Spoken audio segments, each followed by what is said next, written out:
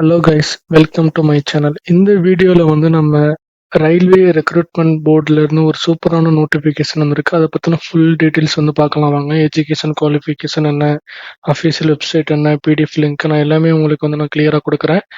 So இங்கே இது வந்து ஜூனியர் இன்ஜினியரிங்ன்ற அப்படின்ற ஒரு டெசிக்னேஷன் தான் ஃபுல்லாக ஆள் எடுக்க போகிறாங்க. ஸோ நீங்கள் இன்ஜினியரிங் படிக்கல அப்படின்னா நீங்கள் வந்து இதுக்கு மேக்ஸிமம் எலிஜிபிள் இருக்க மாட்டீங்க. ஸோ எதுக்கு நான் ஸ்டார்டிங்லேயே சொல்கிறேன், நீங்கள் வீடியோ ஃபுல்லாக பார்த்து உங்கள் டைம் வேஸ்ட் பண்ண வேணாம் அப்படின்னு தான் சொல்கிறேன்.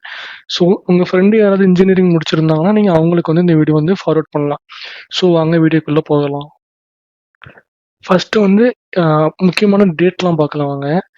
இது வந்து இந்த ஷார்ட் நோட்டீஸ் வந்து 25/7/2026 ஜூலை மாதமே இந்த எக்ஸாம் அந்த நோட்டிஃபிகேஷன் வரப்போகுது அப்படின்னு சொல்லிட்டாங்க. ஸோ ஆன்லைன் அப்ளிகேஷன் வந்து 14 ஆகஸ்ட் 2026 அன்னைக்கு வந்து ஓப்பன் ஆகிருச்சு. இது வந்து எப்போ அந்த அப்ளிகேஷன் வந்து க்ளோஸ் ஆகும் அப்படின்னா 13/9/2026. ஸோ இந்த டேட்டுக்குள்ள வந்து நீங்கள் அப்ளிகேஷன் வந்து முடிஞ்ச வரைக்கும் அப்ளை பண்ணிடுங்க. அதே மாதிரி வந்து அந்த last date for application fee payment for சப்மிட்டன், நீங்கள் வந்து இந்த எப்போ அப்ளிகேஷன் ஃபுல்லாக முடிச்சு ஃபீஸ் சப்மிட் பண்ணுறதுக்கான கடைசி தேதி வந்து 15/9/2026. இதுக்குள்ளே வந்து நீங்கள் ஃபீஸ் பே பண்ணிடுங்க.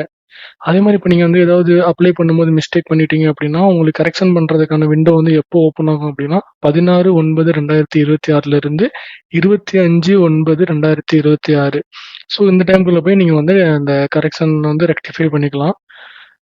அதே மாதிரி இப்போ ஏதாவது உங்களுக்கு வந்து நீங்கள் எக்ஸாம் வந்து டிசேபிள்டு பர்சனாக இருக்கீங்க, உங்களுக்கு ஏதாவது ஸ்க்ரைப் தேவைப்படுது அப்படின்னா அவங்களோட டீட்டெயில்ஸ் சப்மிட் பண்ணுறது வந்து 26/9/2026 30/9/2026 இதுக்குள்ளே வந்து நீங்கள் அந்த டீட்டெயில்ஸ்லாம் ஃபுல்லாக வந்து சப்மிட் பண்ணிடுங்க.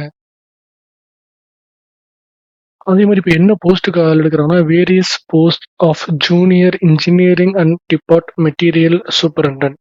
ஸோ இதுக்கு வந்து அந்த பே பண்ணுற லெவல் ஸ்கேல் என்ன, லெவல் 6. அப்புறம் ஸ்டார்டிங்கே உங்களுக்கு இனிஷியல் பே வந்து 35,400 வரைக்கும் இருக்கும்.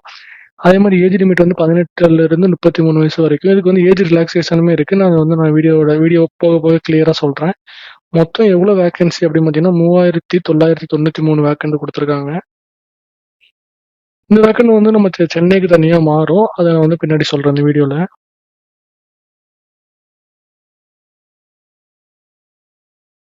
அப்புறம் அதே மாதிரி பார்த்தீங்கன்னா இங்கே அதே தான் சொல்லியிருக்காங்க.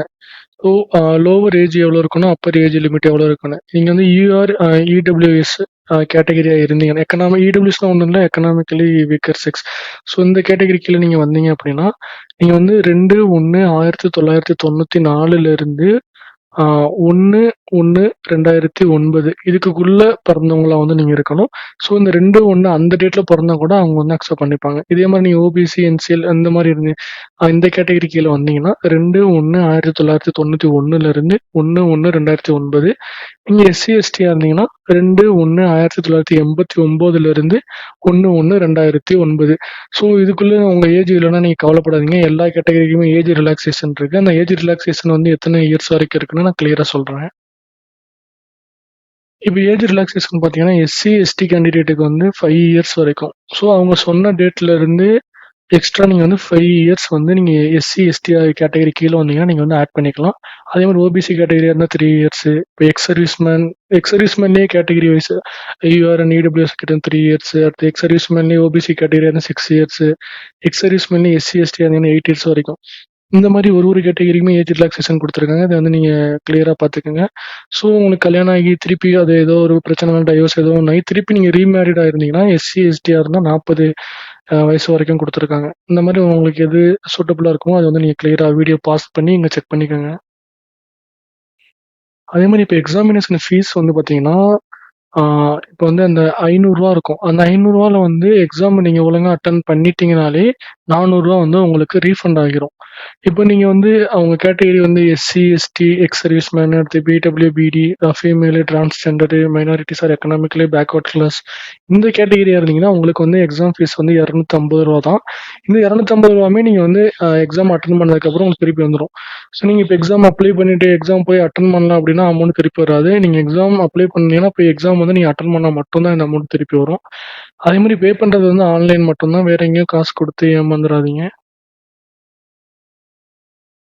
அதே மாதிரி இப்போ இங்கே பார்த்தீங்கன்னா இப்போ என்னென்ன போஸ்ட்டு அதுக்கு என்னென்ன இதுக்கு ஆள் எடுக்கிறாங்க, எஜுகேஷன் குவாலிஃபிகேஷன் அப்படின்னு சொல்கிறாங்க. இப்போ ஜூனியர் இன்ஜினியரிங் அப்படின்னு அதுக்கு பே வந்து என்ன லெவல் 6 இருக்கும். டிபார்ட்மெண்ட் வந்து எலக்ட்ரிக்கலு. அந்த எலக்ட்ரிக்கல் டிபார்ட்மெண்ட்ல நீங்க ஆர்&டில இருப்பீங்க. அந்த மாரி ஒரு போஸ்ட்டுக்குமே ஒரு சப் டிபார்ட்மெண்ட் இருக்கு. அந்த கேட்டகரி எஜுகேஷன் குவாலிஃபிகேஷன் பார்த்தீங்கன்னா, உங்களுக்கு 3 இயர்ஸ் வந்து diploma in mechanical, electrical, electronics engineering or combination of any sub stream of basic streams mechanical, electrical, electronics engineering இந்த மாரி நீங்க எஜுகேஷன் குவாலிஃபிகேஷன் முடிச்சிருந்தீங்கன்னா, நீங்க வந்து கண்டிப்பா அப்ளை பண்ணுங்க. ஸோ போஸ்ட் வந்து எக்கச்சக்கமா இருக்கு. ஒவ்வொன்னுக்குமே எஜுகேஷன் குவாலிஃபிகேஷன் டிஃபர் ஆகுது. நான் அந்த ஸ்க்ரோல் பண்றேன். நீங்க உங்களுக்கு என்ன எஜுகேஷன் குவாலிஃபிகேஷன், நீங்க என்ன டிகிரி முடிச்சிருக்கீங்களோ, அந்த வீடியோ பாஸ் பண்ணி உங்களோடத வந்து செக் பண்ணி பார்த்துக்கோங்க. ஸோ இந்த இது ஒண்ணு. அடுத்து இந்த இது ஒண்ணு. அடுத்து இந்த இது ஒண்ணு. நீங்க எதுல வரீங்களோ வீடியோ பாஸ் பண்ணி உங்களோட எஜுகேஷன் குவாலிஃபிகேஷன் உங்களுக்கு இருக்கான்னு வந்து செக் பண்ணி பார்த்துக்கோங்க அந்த போஸ்ட்டுக்கு நேரா. இது ஃபுல்லா வந்து எக்ஸ்பிளைன் பண்ண முடியாது. அவ்ளோ வேக்கன்ட் இருக்கு. அதே மாரி இப்ப ஆர்ஆர்பி சென்னை பார்த்தீங்கன்னா, இப்ப ஜூனியர் இன்ஜினியரிங் எலக்ட்ரிக்கல் இருக்குல்ல, அங்க வந்து இப்ப எவ்வளோ வேக்கண்ட் கேட்டகரி வைஸ் எஸ்சிக்கு 1, எஸ்டிக்கு இல்ல, ஓபிசிக்கு 2 இந்த மாரி ஒரு டிபார்ட்மெண்ட்டுக்குமே தனித்தனியா வேக்கண்ட் குடுத்துருக்காங்க. இத வந்து நீங்க ஃபுல்லா பார்த்துக்கங்க. இப்ப யூஆர் கேட்டகரிக்கு மொத்தமா வந்து 145 வேக்கண்ட், எஸ்சிக்கு வந்து 59, எஸ்டிக்கு வந்து 35 இந்த மாரி சென்னைக்கு மட்டும் இது மொத்தமா. சென்னைக்கு மட்டும் 362 வேக்கண்ட் இருக்கு. ஸோ இத வந்து நீங்க வீடியோ பாஸ் பண்ணி கிளியரா பார்த்துக்கலாம். சிலபஸ் பார்த்தீங்கன்னா, இப்ப வந்து ஒரு போஸ்ட்டுக்குமே சிலபஸ் வந்து மாறும். இந்த பிடிஎஃபோட அஃபிஷியல் லிங்க் வந்து நான் டிஸ்கிரிப்ஷன்ல குடுக்குறேன். நீங்க அந்த லிங்க தொட்டா மட்டும் போதும். டைரக்ட்டா நீங்க வந்து பிடிஎஃப் டவுன்லோட் பண்ணிக்கலாம். ஸோ உங்களுக்கு என்ன சிலபஸோ அத வந்து நீங்க செக் பண்ணிக்கலாம். இப்ப வந்து எலக்ட்ரிக்கல்னா பேசிக் கான்செப்ட், அப்புறம் circuit law, magnetic circuit, AC fundamental, measurement and measuring instrumental, electrical machines. So இந்த மாரி எஜுகேஷன் குவாலிஃபிகேஷன் அந்த இது சிலபஸ் வந்து இப்படிதான் இருக்கும். இது ரிலேட்டடா தான் உங்களுக்கு எக்ஸாம் வரும். சிலபஸுமே அவங்க பிடிஎஃப்ல குடுத்துருக்காங்க. நான் வந்து பிடிஎஃபோட அஃபிஷியல் லிங்க்கும், அப்புறம் அந்த அப்ளை பண்ண இது எப்படி அப்ளை பண்றது? அந்த அ ஆர்ஆர்பியோட அஃபிஷியல் லிங்க்குமே நான் டிஸ்கிரிப்ஷன்ல குடுக்குறேன். நீங்க டைரக்ட்டா கிளிக் பண்ணி நீங்க வந்து அப்ளை பண்ணிக்கலாம்.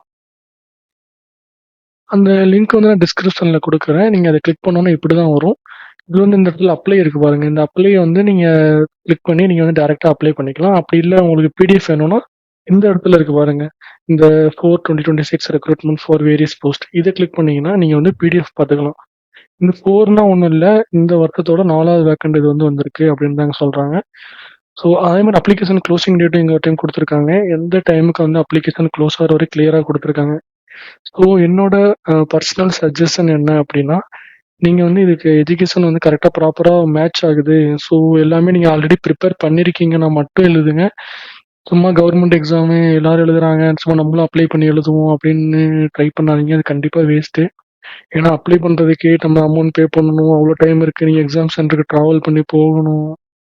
ஸோ நல்லா ப்ரிப்பேர் பண்ணியிருந்தீங்கன்னா மட்டும் கவர்மெண்ட் எக்ஸாமுக்கு போங்க. மத்தபடி சும்மா போய் கவர்மெண்ட் எக்ஸாம் எதுவுமே ட்ரை பண்ணாதீங்க. கம்ப்ளீட்டா டைமு, மணி எல்லாமே வேஸ்ட்டு.